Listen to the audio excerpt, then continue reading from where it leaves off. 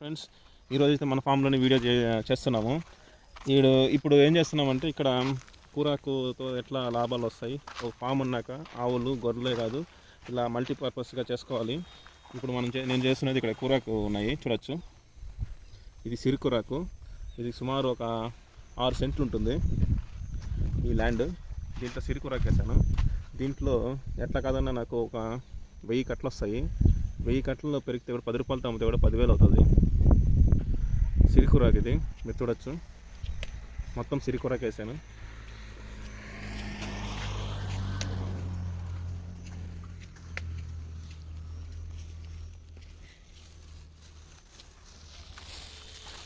ఐదు విత్తనాలు అయితే చూడొచ్చు. ఇక్కడ ఆవాల గింజల్లాగా ఉంటాయి ఇవి. దాని విత్తనాలు సింపుల్ ఇంతే. మార్కెట్లో పోయి మనము సిరికూరాకు విత్తనాలు అంటే మనకి ఇస్తారు. ఇది ఒక 300 నుంచి 350 మధ్యలో ఉంటాయి. క్వాలిటీని బట్టి ఉంటుంది. మనం కొంచెం మంచి క్వాలిటీ అయితే చేసామన్నమాట. 350ది ఈల్డ్ అంతా బాగా వచ్చింది ఇక్కడ.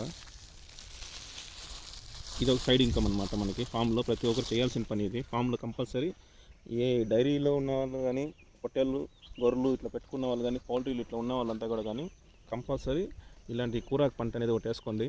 మీకు డైలీ ఇన్కమ్ అయితే రొటేషన్ అవుతుంది. ఇది వేస్తేనే ఒక 25 డేస్కి అంతగా ఈల్డ్ హార్వెస్ట్కి వచ్చేస్తుంది కూరాకు. ఆ తర్వాత పెరిగి కట్టలు కట్టి ఇది పాలకూరాకు చూడొచ్చు మనము. ఇది కేజీ 150 రూపీస్. ఇది 1 కేజీ వేసాను ఇక్కడ.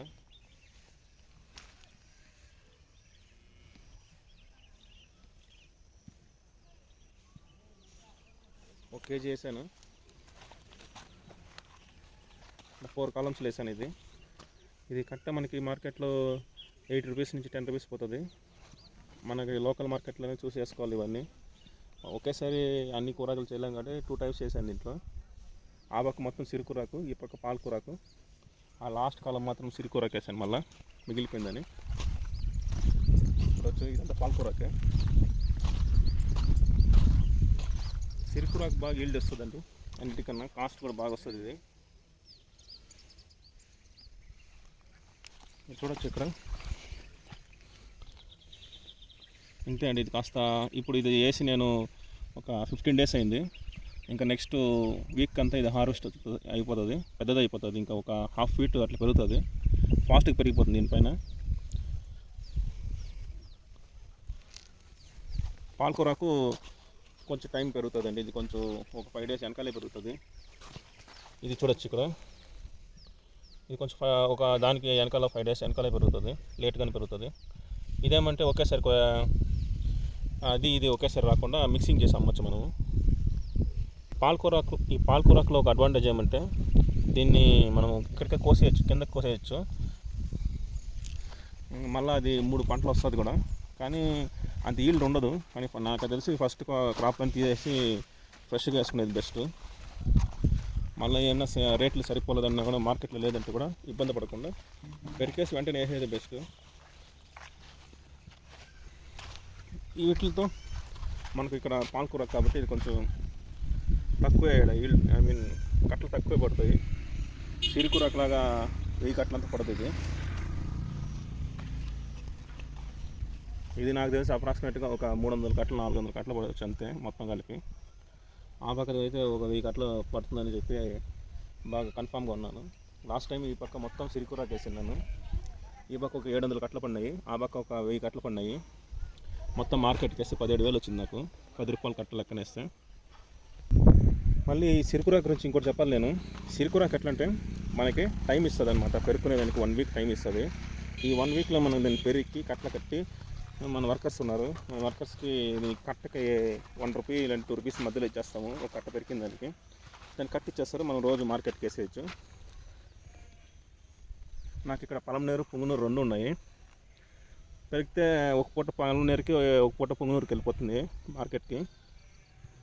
అది మన ఫాము, డైరీ ఉంది మనకి ఓన్గా.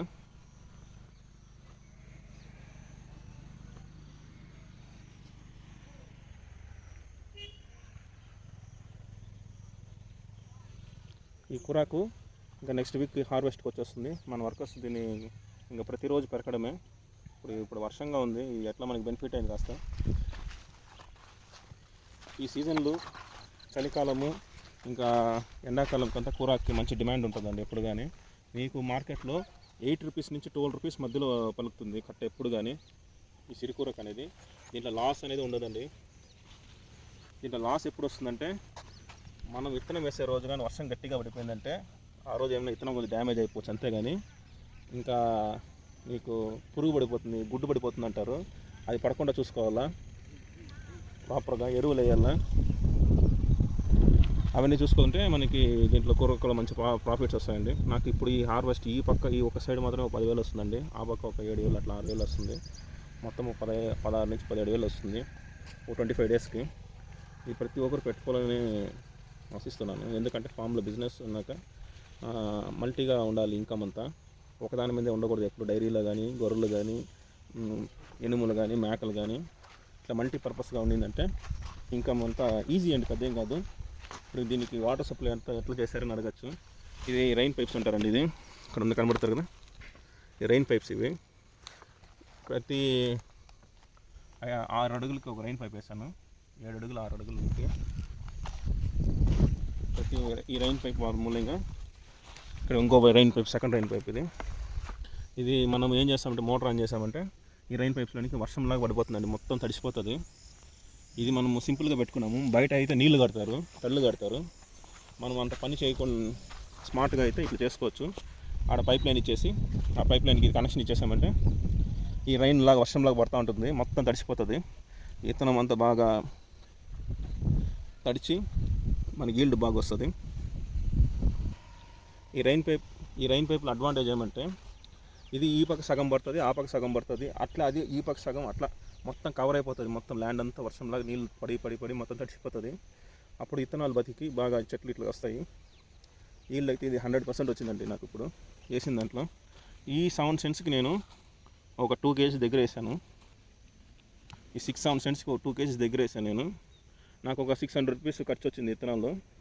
ట్రాక్టర్ ఒక 150 రూపీస్. ఒక 10 minutes దున్నేశారు నాకు ఇది. ఈ పక్కది మాత్రం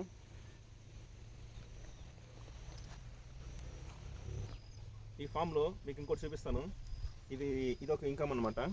సెకండ్ ఇన్కమ్ ఏమంటే, ఇదే.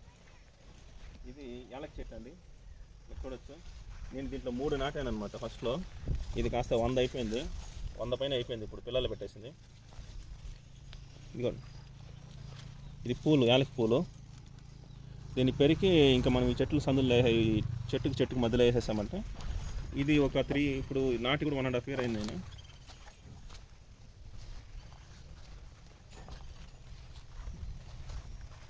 పూలు కాస్తున్నాయి. ఇంకా దీని నుంచి నెక్స్ట్ మనకి యాలక్కాయలు వస్తాయి. ఈ యాలక్కాయలతో మనం ఇదొక మంచి ఆదాయం అనమాట. ఫామ్ చుట్టూ నాటేయచ్చు. మొత్తం ఇది 100 పిలకల పైన ఉంది కింద చూడొచ్చు. ఇది ఒక ఆదాయము. దీంతో మనం ఫామ్ చుట్టూ నాటేసినామంటే యాలక్ చెట్లకి బెనిఫిట్, డిమాండ్ ఎక్కువ ఉంటుంది యాలక్ బొట్లకి ఎప్పుడు కానీ. ఇది కేరళ నుంచి తెప్పించాము దీన్ని యాక్చువల్గా. ఇక్కడ చూడొచ్చండి, కంప్లీట్గా పువ్వు పూసింది.